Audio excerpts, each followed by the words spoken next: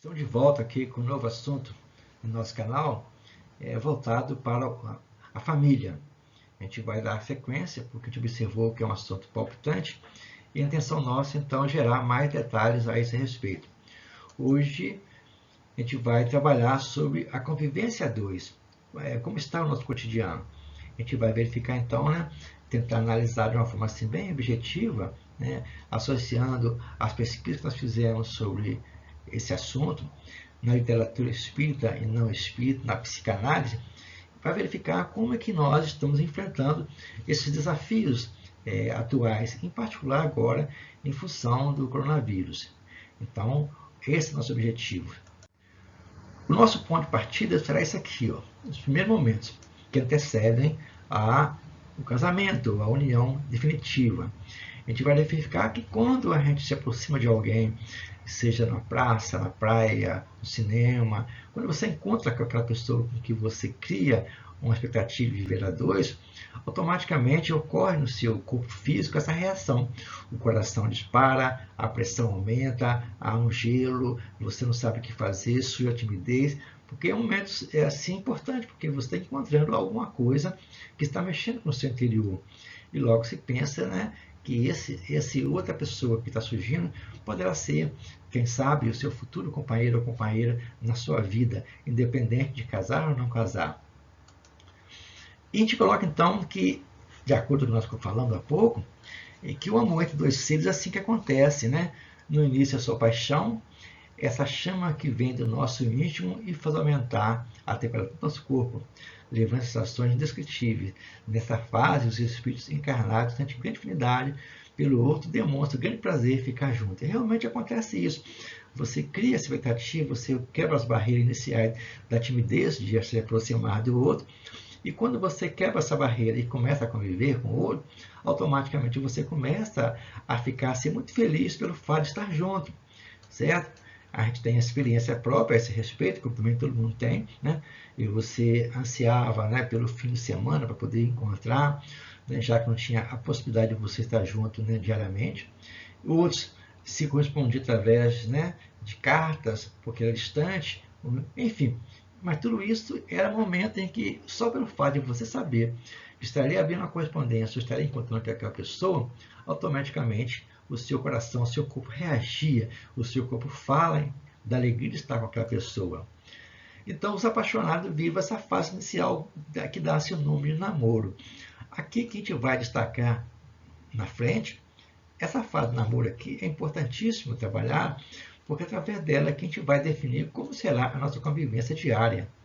Então, a gente vai colocar aqui que essa parte é importante, mas lá na frente vai verificar as consequências negativas dos assuntos não serem trabalhados aqui, quando você está junto. Aqui fica mais na paixão, na emoção, na alegria, mas o principal, que é criar um mecanismo de conversa para projetar o futuro, não é feito. Aí, mais tarde, essa falta de conversa, essa falta de preparo no namoro vai repercutir, é o que a gente vai apresentar aqui daqui a pouco. Então, nessa hora que você está a conhecer essa pessoa, nós precisamos, então, trabalhar como conhecer de forma mais profunda. Será que a gente consegue fazer isso? Será que sempre foi assim? Esse é o desafio que a gente vai ter. Nós temos assim, a ideia também de que as pessoas que eram escolhidas para casar não tinham essa questão de opção. Mas aqui está analisando mais já no século nosso, em que você tem a possibilidade de escolher. E essa escolha, será que a escolha que eu fiz foi feliz? Será que essa palpitação inicial aqui era passageira, não transformou-se em realidade? Eis a discussão nossa. Como será então o nosso dia a dia? É na convivência diária onde realmente começa a aparecer a diferenças e surgem os problemas que exigem solução. Então, lá atrás do namoro, a gente está reforçando aqui, quando você passa então a conviver com esse companheiro ou a companheira, um casal no tempo moderno, nessa hora que surgem os problemas que exigem solução. Aqui então é necessário criar um mecanismo para poder vencer essa barreira. Do contrário, isso vai se romper. Essa convivência diária aqui, ainda mais agora, é crucial para a felicidade dessa vida a dois. Então, a gente vai verificar que o casal que se preparou lá atrás desse namoro, certo? ele vai levar adiante seu compromisso, né? Ele vai trabalhar a sua vida melhor, vão crescer, gerar filhos, enfim, uma série de coisas que poderão fazer juntos e progredir materialmente e espiritualmente, porque eles se programaram para isso, eles trabalharam esse assunto lá atrás. E o contrário, para aqueles que não trabalharam isso, automaticamente esses laços vão se romper. Ou seja, são aquelas uniões infelizes onde o coração tomou nenhuma participação. Foi mais a questão passageira da paixão, né, do ficar, e agora que está junto, não tem como vencer isso porque não foram preparados psicologicamente, espiritualmente, por eles mesmos, para vencer esse dia a dia. A questão fica complexa.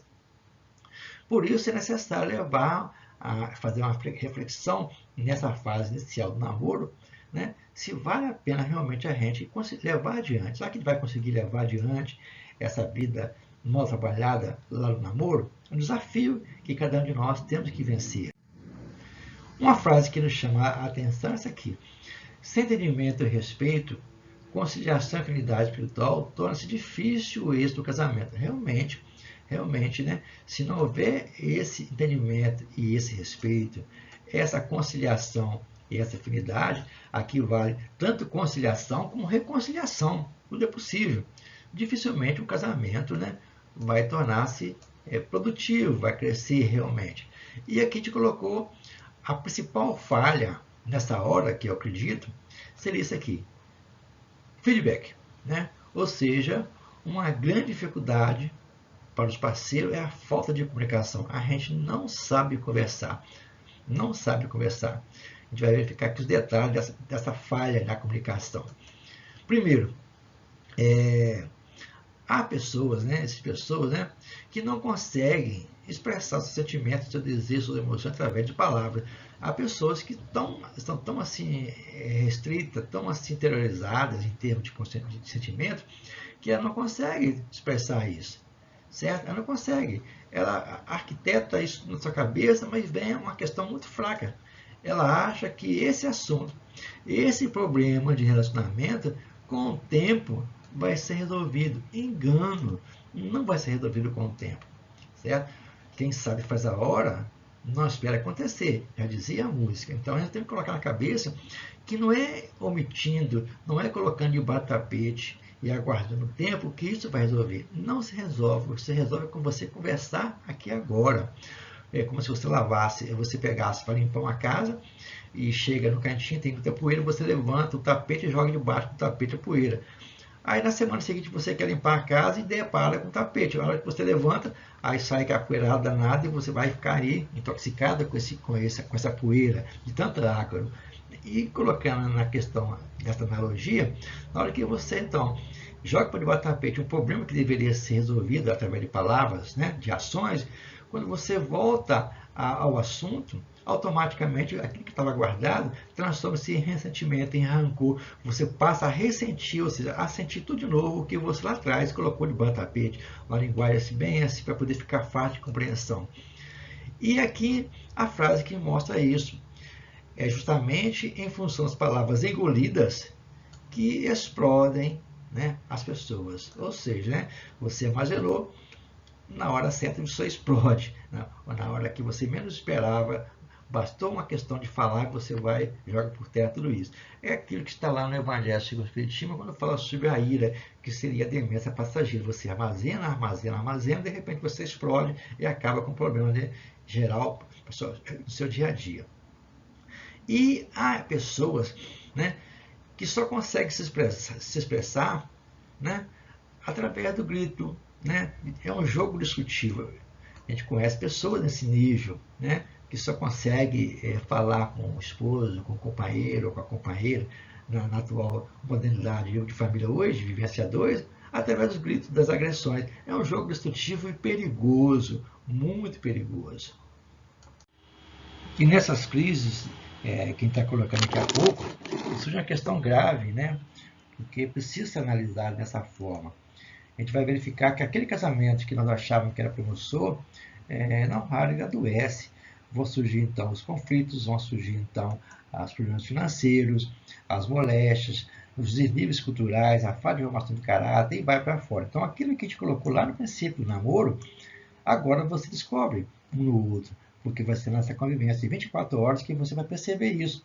Então a coisa é muito mais séria, porque você estava lá, teve a oportunidade de trabalhar esse assunto, não trabalhou, e agora esse casamento que a gente achava que ele começou, ele adoeceu, certo? Adoeceu por situações não trabalhadas como tivemos a oportunidade. Mas ainda é tempo, não tem como você colocar na cabeça que acabou. Há como superar isso, tem como vencer essas barreiras. De um lado, também vai encontrar pessoas que vê no seu pai ou na sua mãe, né, que o outro que convive com você seja o espelho de ambos. Não é bem assim aqui que acontece. Você não pode basear a sua vida dois em seus pais e sua mãe. Claro que segue o exemplo, mas tem que colocar na cabeça que esses dois precisam trabalhar a novas situações. Certo? Não temos que fugir disso. As duas pessoas que se elegeram viver mutuamente em conjunto precisam adaptar a essa nova realidade. A gente vai propor então aqui como superar essas crises. Então é a hora que nós analisarmos, né, que nós estamos a dois, não tem como fugir disso, como superar isso. A gente pode buscar ajuda de terceiros, né, seja na parte de psicanálise, em grupos de apoio, pessoas mais experientes, mas é importante que esses dois que se elegeram, independente da questão de ser homem e mulher que moram junto hoje, né? A gente está vivendo um tempo moderno, estou colocando aqui dois, né, duas almas que se decidiram ficar junto, certo? Então, como superar essa crise? Então, as mãos aqui colocadas nessa imagem aqui precisam ser trabalhadas para poder um superar, né, a sua barreira interior e ajudar o outro. A gente vai verificar então que muitas perguntas precisam ser respondidas, mas é essencial que os dois encarem a conversa com respeito e sinceridade. Ou seja, então o diálogo entre os dois, né, a conversa, deverá ser de respeito e sinceridade. Essa é a base, então não tem como fugir disso, a lógica é essa, né? Para que você consiga superar essa crise, é respeito e a sinceridade. É você, aqui, direitos e deveres, é você não entrar, né, na liberdade do outro, no direito do outro, é você ter os seus limites. Isso acontece através do diálogo, cada um, né, cedendo um pouco para chegar a algum lugar. Então, o importante é que esse casal, a gente colocou que independente da questão sexual, né, ele precisa estar aberto a esse momento de conversar, certo? De uma forma tranquila, verdadeira, porque se decidiram morar juntos, precisam então vencer essas barreiras, certo? E é através dessa conversação que se consegue isso. Então, isso deveria ser trabalhado lá atrás, como a gente colocou a respeito. Né? Aí vem a reflexão. Pensar nessas questões após já estarem no teto pode gerar um conflito desgastante, né? E criar, né, situações que vão tornar ambos infelizes. Não fica somente um infeliz, são os dois que ficarão infelizes pela essa atitude difícil de relacionamento. Então surge a necessidade do que chamam de diálogo. Quando eu falo diálogo, não é um monólogo, você falar sozinho e o outro ficar te ouvindo. Quando você coloca diálogo, é você ouvir, ser ouvido e vice-versa, certo? Isso é importante na vida a dois. Então, esse falar, a gente colocou aqui, né, é sempre um exercício de crescimento, já que na realidade é a única forma da pessoa confrontar-se, né, com quem ela é e dar ao outro, né, a oportunidade de conhecer. Então, através da conversa, do diálogo, você vai se expondo e vai conhecendo um ao outro, certo? Mas há, infelizmente, né, os que não fazem isso, né, e guardam toda essa dificuldade interiormente e, de repente, vão vomitar, vão colocar para fora, né, aquilo que ela armazenou, aquilo que ela não conseguiu, né, trabalhar, não foi digerido, vamos dizer assim, né, e nessa hora, esse colocar para fora, né, poderá ser de forma tão violenta que pode gerar uma agressividade, uma física, emocional, enfim, uma série de coisas que a gente já colocou aqui sobre violência na família. Então, esse diálogo evita trabalhar isso, evita acontecer isso, melhor dizendo. Depende da pessoa, depende de cada um, vivenciar ou não isso. Vão surgir, então, os resultados negativos dessas crises não resolvidas. Em linhas gerais, a gente vai colocar que alguns sintomas, como depressão, ansiedade, né, ou que são questões físicas, né, também vão surgir, como a obesidade, a enxaqueca, a pressão alta, Tudo isso, gente, é em função daquilo que você armazenou, daquilo que você não colocou para fora, e é como que se a pessoa tentasse com o corpo falar o que com as palavras não consegue dizer. Então, essa é na hora que o corpo reage através de sintomas físicos, né, e psicológicos, é o corpo, é o seu íntimo reagindo, porque você não conseguiu, você armazenou aquela situação negativa. É como se fosse uma briga de boxe, essa situação. Então, esse mal-estar físico ou emocional é resultado dos sentimentos engolidos, certo? Das satisfações não ditas, dos desejos não reconhecidos e das emoções sufocadas. Na vida 2, isso pode conduzir inevitavelmente para o fim do relacionamento, uma coisa lógica, né? Um fim trágico para esse momento. E para poder concluir, a gente vai colocar que dentro das instituições sociais que na Terra existem, o casamento ele é importante. Quando eu falo aqui casamento, gente, não imagine essa questão dogmática de casar na igreja, no civil. Quando eu falo casamento, é a união de dois seres que se gostam, independente da questão sexual, certo? Não tem que colocar no mundo moderno nosso, o tempo de adaptar essa realidade. Quando eu falo aqui em casamento, são duas almas, né? Dois espíritos que se afinizam e decidem ficar juntos. Né? Não é coisa simples, certo? Não é coisa fácil, porque quem pensa assim está caindo no erro, porque o casamento é coisa muito complexa. Sabe por quê? Porque cada um de nós, né, é uma individualidade que se desconhece. Assim como eu desconheço a minha totalidade íntima, como é que eu vou então compreender também o outro que está convivendo comigo na sua profundidade? É engano nosso achar que isso é fácil. Cada qual de nós se ignora solenemente. Há reações no mundo íntimo que não fazemos ideia de que as teremos. As grandezas do nosso mundo interior que nós desconhecemos.